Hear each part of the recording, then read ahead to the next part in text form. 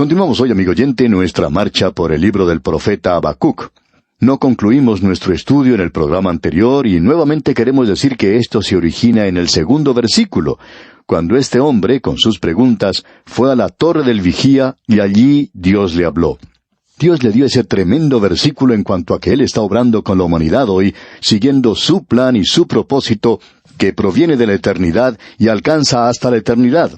Y que Dios tenía un plan por medio del cual Él iba a salvar al hombre pecaminoso, y que ese era el Cordero de Dios, entregado antes de la fundación del mundo. Desde antes que Dios creara alguna cosa física. Cuando ni siquiera el hombre estaba en existencia, Dios ya había determinado que Él iba a obrar, Él iba a desarrollar un plan para ese hombre. Así es que hoy la humanidad está avanzando, está actuando en este pequeño mundo en el que vivimos. Y aparentemente el hombre ha estado en esta tierra ya por varios miles de años. ¿Cuántos? No lo sabemos. Pero estamos convencidos que los científicos tampoco lo saben. Pero han escrito muchos libros en cuanto a esto, y eso está bien.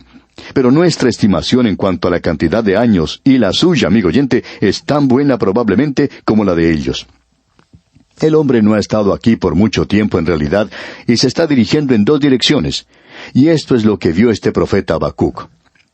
Ahora allí tenemos a ese hombre, inflado por su propio orgullo, tratando en su propia fuerza de obtener todo lo que pueda aquí en esta tierra. Él había rechazado a Dios, estaba en rebelión contra Dios, no tenía ninguna capacidad para él. Y ese camino lleva a la destrucción. Luego hay otro camino, y ese camino es que el justo por la fe vivirá, la fe en el Salvador que murió en la cruz. Ahora, cuando el hombre va por otro camino, estas son las cosas por las cuales Dios le juzgará.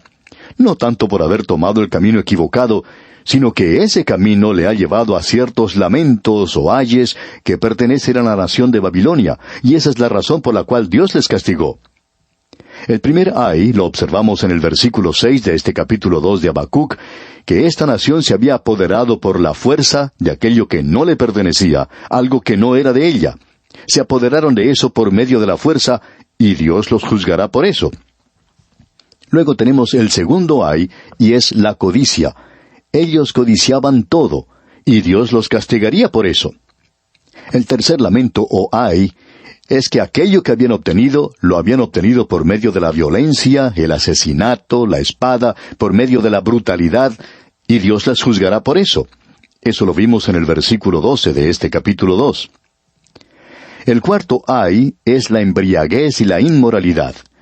Y vamos a leer una vez más hoy el versículo 12 y también el versículo 13 de este capítulo 2 de Habacuc. Ay del que edifica la ciudad con sangre y del que funda una ciudad con iniquidad. ¿No es esto de Jehová de los ejércitos?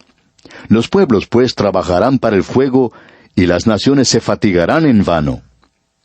Piense, amigo oyente, en todos los esfuerzos vanos que muchas de las grandes naciones del pasado han hecho. En lugar de edificar, ellos dedicaron más tiempo a destruir.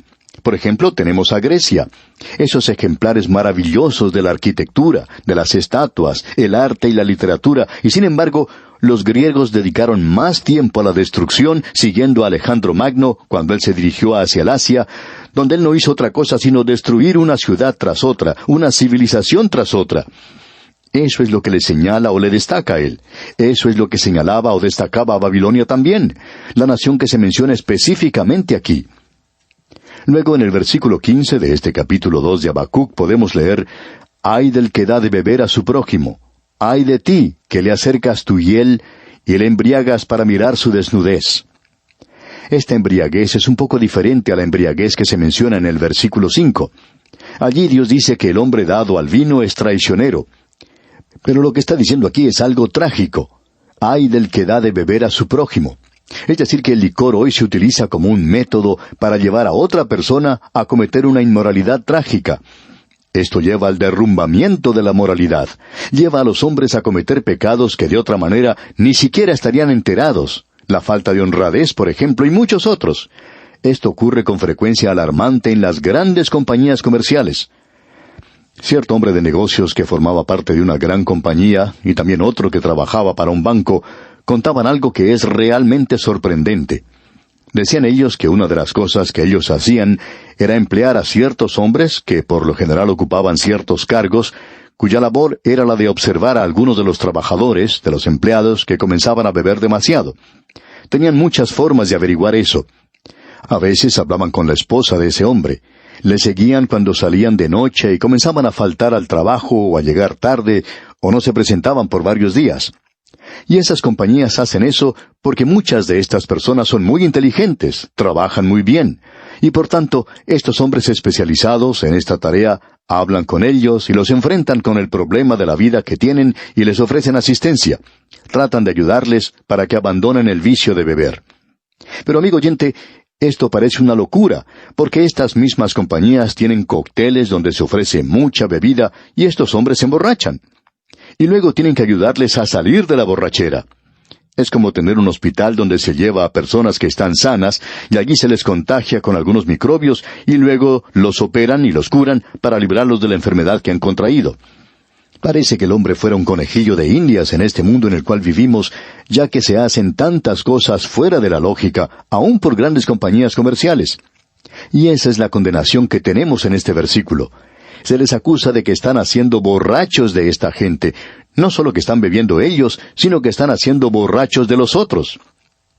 Hay una pareja, el esposo y la esposa, entre otros, que están dedicando su tiempo a ayudar a los jóvenes que se encuentran bajo el poder de las drogas. Y esta pareja dice que los jóvenes provienen de hogares donde el padre y la madre acostumbran a beber. Ahora, si el papá y la mamá van a beber en la casa y vivir su clase de vida, ¿por qué este jovencito no puede tomar sus drogas?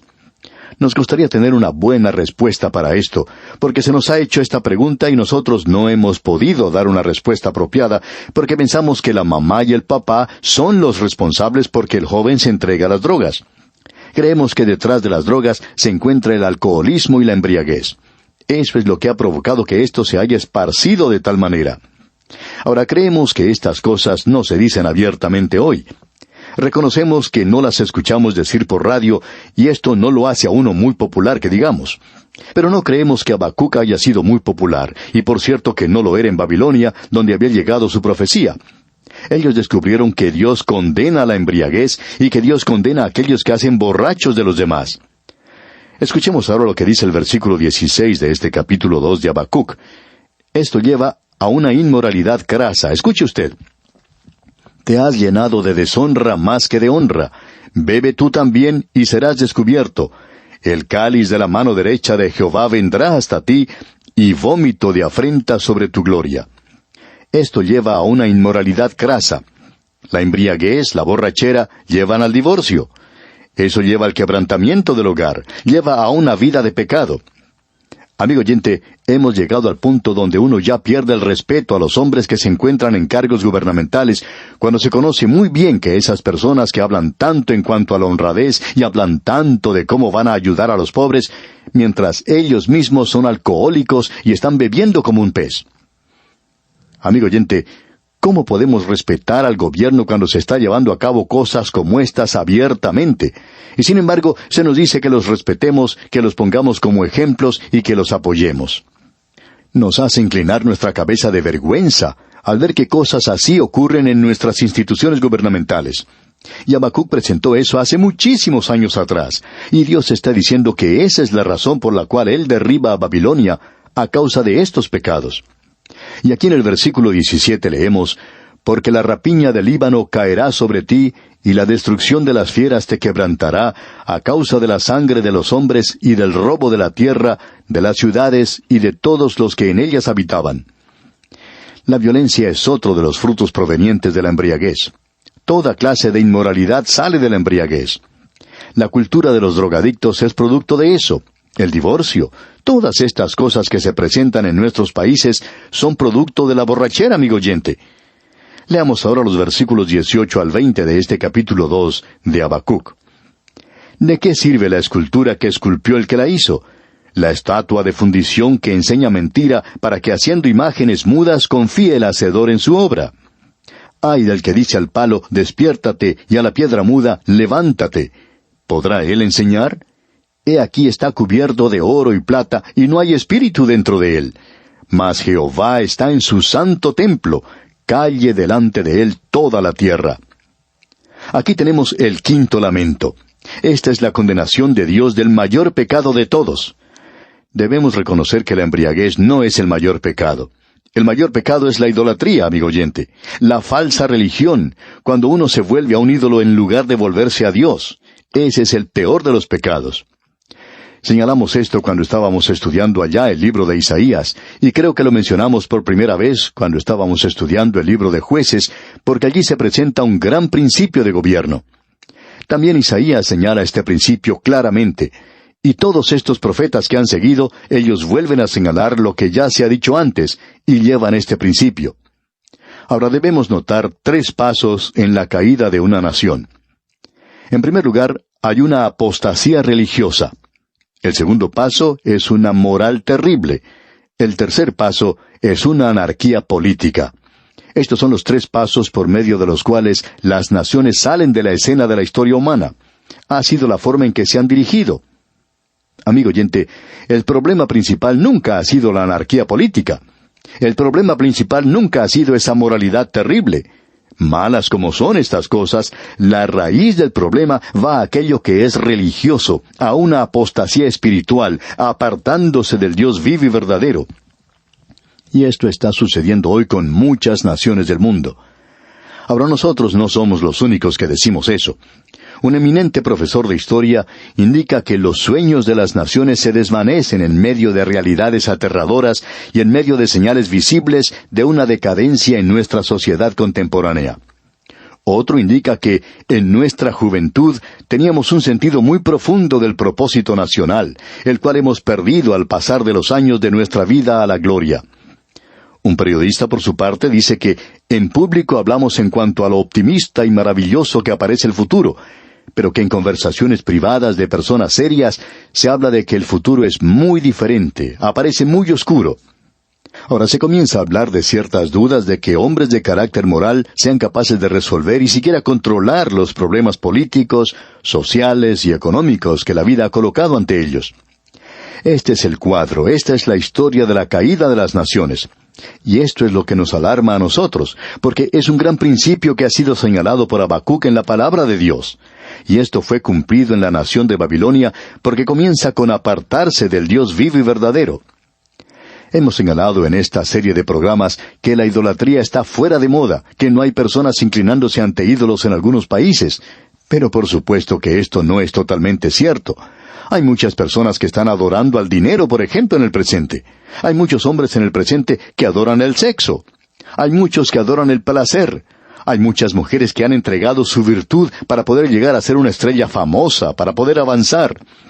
Amigo oyente, a cualquier cosa a la que usted se entregue, cualquier cosa que tome todo su tiempo, toda su energía, todo de usted, esta es la adoración suya. Ese es su Dios, ese es su ídolo. Y eso es lo que Dios condena. Dios dice que es un Dios celoso. Dios dice, yo te he creado, yo te he formado y redimido. Y Dios quiere que estemos con Él. Y cuando el hombre le da la espalda a Dios, es lo peor que el hombre pueda hacer. Y el profeta Habacuc concluye este capítulo 2 diciendo aquí en el versículo 20, «Mas Jehová está en su santo templo, calle delante de Él toda la tierra». Nosotros creemos que aquí se está refiriendo al futuro, cuando el Señor vendrá a la tierra, cuando Él esté en su santo templo. Allí, entonces, toda la tierra se inclinará ante Él. Todo el conocimiento del día de hoy, todo el encanto, todo el atractivo y todo el placer, toda esa confusión desaparecerá. Pero también es cierto que la razón por la cual nosotros estamos teniendo nuestros problemas y dificultades aquí es que Él está allá en el cielo. El Señor está en su santo templo, y si el hombre le reconociera a Él, y se inclinara ante Él, y reconociera a Dios, sería algo maravilloso, amigo oyente. Si solo pudiéramos tener una semana de silencio, si todos los políticos se callaran por una semana entera, ¿no sería maravilloso si todos nosotros, los predicadores de la radio, también cerráramos nuestras bocas?